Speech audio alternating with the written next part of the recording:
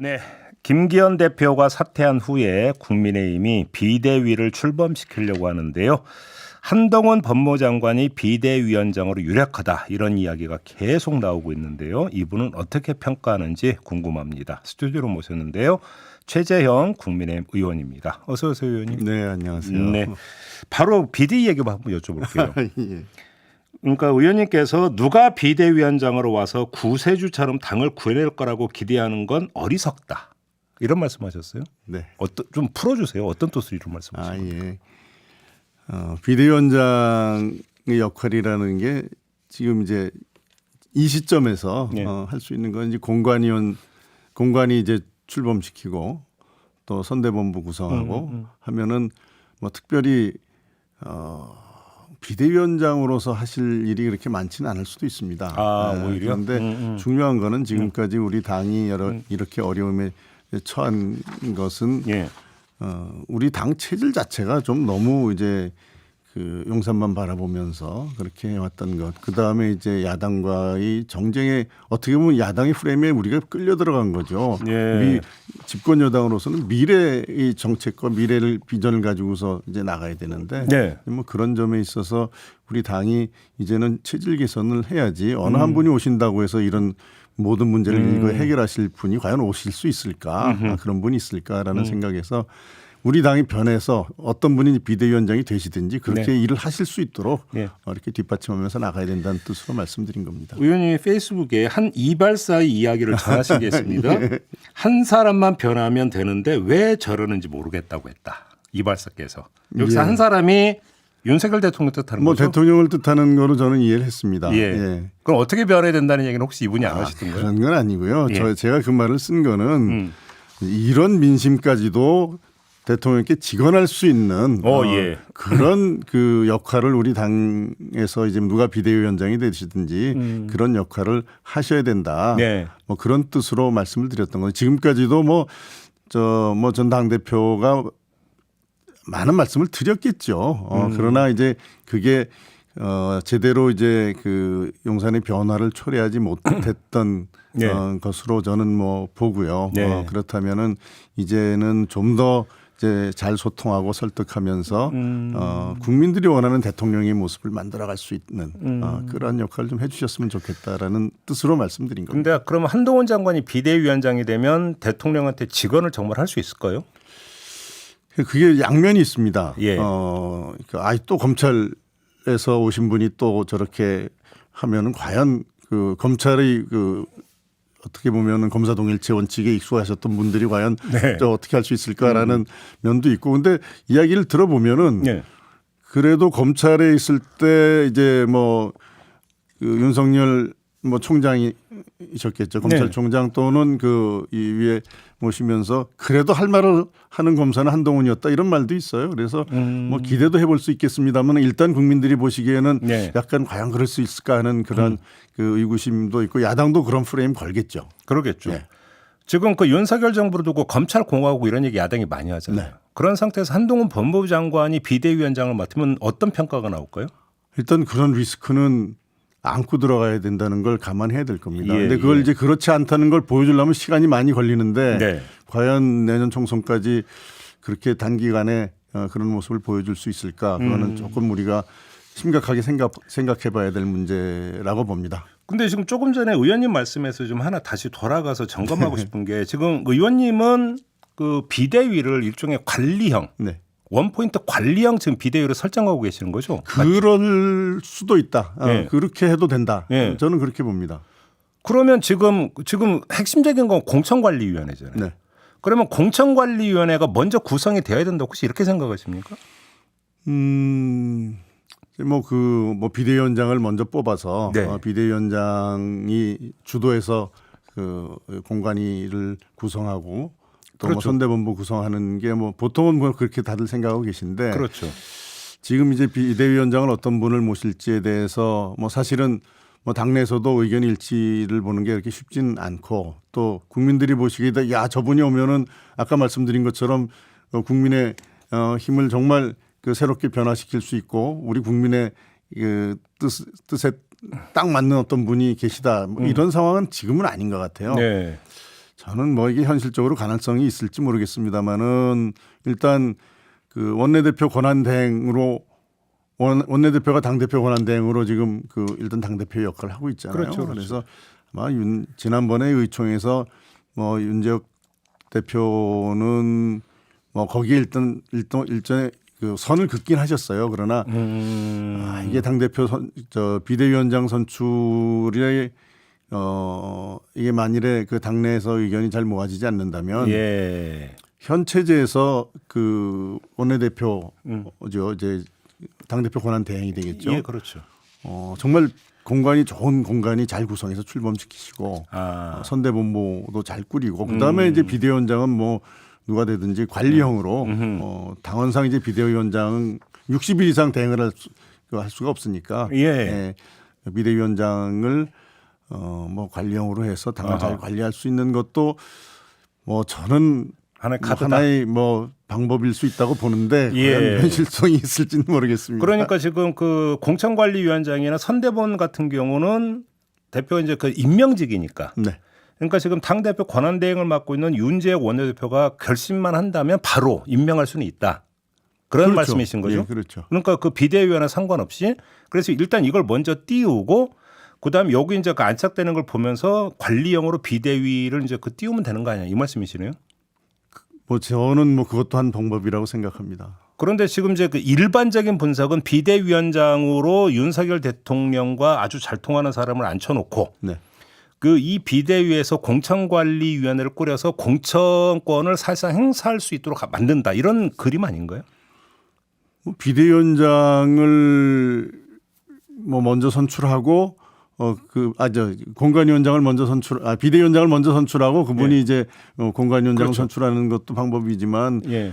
뭐 현재 그 윤재욱 그 권한 대행이 대통령과 잘 소통하면서 그림을 그리는 것도 저는 뭐 한 방법이라고 생각합니다. 혹시 그런 그러니까 그 의원님의 어떤 그 아이디어라고 할까요? 네. 이걸 혹시 윤재욱 원내대표 대화는 안 나눠보셨어요? 그건 아니고요. 예. 제가 저는 사실 전에도 그런 생각을 해서 일부 언론에 뭐 그런 이야기를 하긴 했었습니다. 그런데 60일에 전당대회하고 그걸 피하려면은 비대위원장을 이제 뽑아야 되는 그 당원 규정이 있기 때문에 좀 어렵지만은 그것도 비대위원장에 관해서 당내 의견이 잘 모아지지 않으면 그것도 한 카드다라는 생각을 그러니까 지금 의원님 바로 그 전제가 의견이 잘 모아지지 않는다면이라는 전제였는데 네. 저번에 며칠 전에 의총이 있었잖아요. 네. 그 의총 분위기도 그렇고 지금 당내 분위기가 비대위원장을 누구로 해야 될 것인가에 상당히 좀 견해차가 큰 편입니까?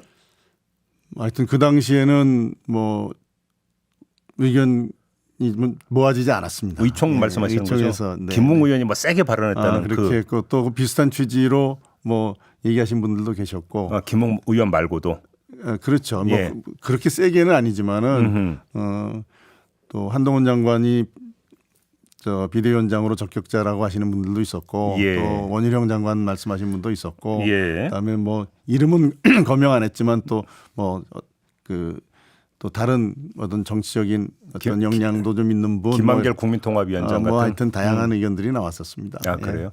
그러니까 지금 그러니까 큰 흐름이 잡혔다고 평가하기는 좀 약간 이르다 이렇게 봐야 되는 겁니까? 그럼 한동훈 비대위로 흐름이 잡혔다고 보기는 힘든가요? 그 며칠 새 어떤 변화가 있었을지 모르겠습니다만은 의총 분위기상으로는 뭐 그 의견이 모아지지 않았고요. 그래서 이제 윤재욱 그 원내대표께서 그날 말씀하신 게 여기서 잘 모아지면은 빨리 진행하려고 했는데 좀 더 이제 의견을 모아봐야 되겠다라는 취지로 말씀하셨어요. 오늘 그 당협위원장 연석회의가 열리죠. 네. 의원님도 그 당협위원장이시잖아요. 네, 참석해야 됩니다. 근데 오늘 한 조간을 보면 한 친윤계 핵심 의원이 한동훈 대세론을 굳혀달라면서 연석회의 참석자들에게 전화로 지시한다. 이런 보도가 나오는데 혹시 이런 비슷한 전화 받으신 적 없어요? 저는 전화 받지 않았고요. 그게 지난번에 그 김기현 당대표 선출할 때도 그런 분위기로 몰고 가서 결국은 결과가 그렇게 썩 좋지는 않았습니다. 그래서 그게 뭐 누구로 막 몰고 가려는 뭐 의견 수렴하고 뭐 누가 좋다고 뭐 의견을 모으는 거는 당연히 해야 되지만 마치 그런 뭐 대세를 그 대세몰이 해가지고선 글로 끌고 가려는 모양을 보여주는 거는 뭐 썩 좋지는 않다고 봅니다. 그럼 의원님께서 한번 그러면 한동훈 장관이 비대위원장이 된다고 가정을 하고 네. 또 하나의 어떤 평가 포인트가 정치 경험이 전무하다는 거잖아요. 네. 과연 정치력이 있겠느냐라는 지금 우려도 많이 나오고 있지 않습니까? 어떻게 생각하십니까? 이 문제에 대해서는. 뭐 개인의 능력에 따라서 뭐 좀 그 차이는 있을 수 있다고 봅니다. 네. 근데 지금까지 이제 한동훈 장관이 보여주신 모습은 특히 국회에서나 뭐 일반 그 다른 데서나 주로 이제 그 이재명 그 야당 대표 또는 뭐 그 또 야당의 법사위원들. 그렇죠. 예. 예.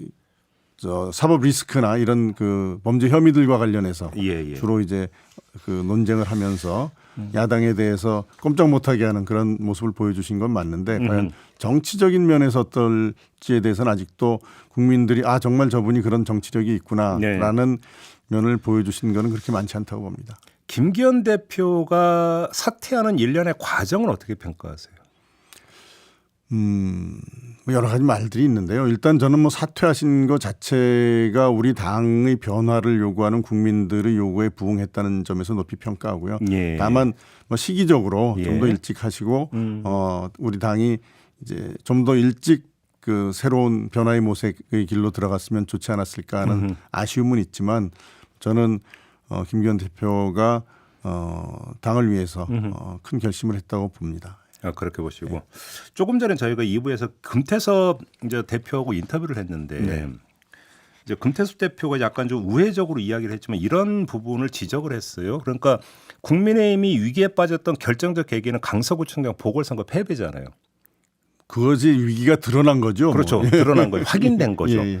그런데 강서구청장 보궐선거에서 김태우 후보가 그 출마하게 됐던 것은 사면복권 때문이었는데 네.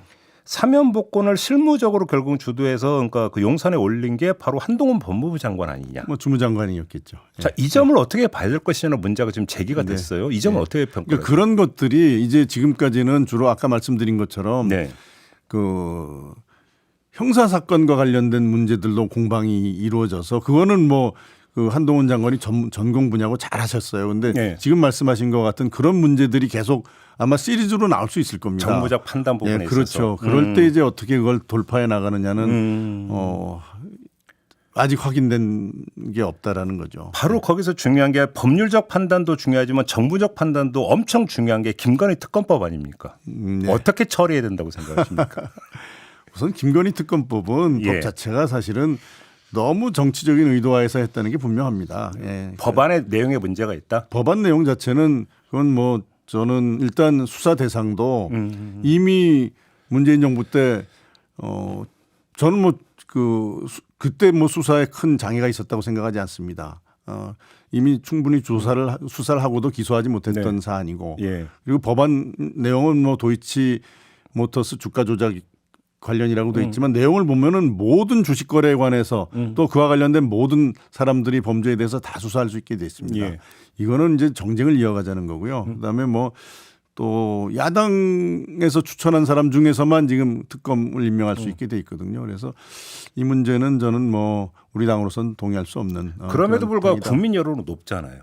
여론조사를 뭔가 그 결과를 보면은 김건희 특검법 필요하다 반대하면 안 된다라고 하는 그러니까 여론이 더 높게 나오는 걸로 지금 그게 이제 거거든요. 주로 이제 제2요구권 행사와 관련해서 그렇죠. 또 뭐 그런 여론조사가 나온 것 같습니다. 그런데 저는 이 문제는 일단은 뭐 특별감찰관을 임명해서 그 부분에 대해서 일단 우리가 정면 돌파 의지가 있다라는 걸 보여주시고 그다음에 제2요구는 뭐 법적으로는 뭐 제2요구에도 저는 뭐 그 크게 문제가 되지 않을 수 있을 정도로 이 법에 문제가 많은데 오히려 이거를 저는 전국 전환의 한 그 계기로 삼아서 전격적으로 받을 수도 있다. 받는다. 그리고 나는 그러니까 우리는 뭐 원칙대로 하고 수사의 성역이 없다. 이렇게 선언하시면서 돌파하면은 오히려 반전의 계기로 삼을 수도 있다라는 생각을 말 그대로 정무적으로만 놓고 보면 그렇죠. 그러니까 지금 의원님도 법률적 검토와 정무적 검토는 다른 거네요. 결과는 그렇습니다. 의원님 견해도 정무적으로는 받는 게 더 낫다. 그게 오히려 그러니까 우리 당의 어떤 또 대통령의 대한 국민의 기대, 법과 원칙, 공정과 상식 이런 기대도 맞고 알겠습니다. 전국을 어떻게 반전시킬 수 있는 카드로도 쓸 수 있다. 저는 그런 생각도 합니다. 알겠습니다. 이제 보니까 그 마무리해야 되는데 마무리하기 전에 어떻게 종로 사수는 잘 되고 있습니까, 의원님? 열심히 하고 있습니다. 지역 국민들 반응은 어떻습니까?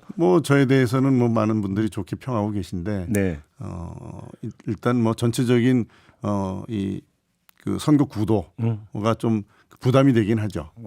정권 심판이냐, 그렇죠, 정권 그렇죠. 지지냐 이런 면에서는 우리 당이 좀 많이 변화되면은 더 힘을 받을 수 있다고 봅니다. 하태경 의원은 열심히 뛰고 있나요, 종로에서? 아직은 움직이시지 않는 것 같아요. 안 움직이고 있어요. 저는 오히려 하태경 의원이 실제 종로 와서 주민들의 이 민심을 좀 들어보시면 좋겠어요. 알겠습니다. 오늘 인터뷰는 이렇게 마무리해야 될 것 같네요. 고맙습니다, 의원님. 네, 네. 감사합니다. 국민의힘의 최재형 의원과 함께했습니다.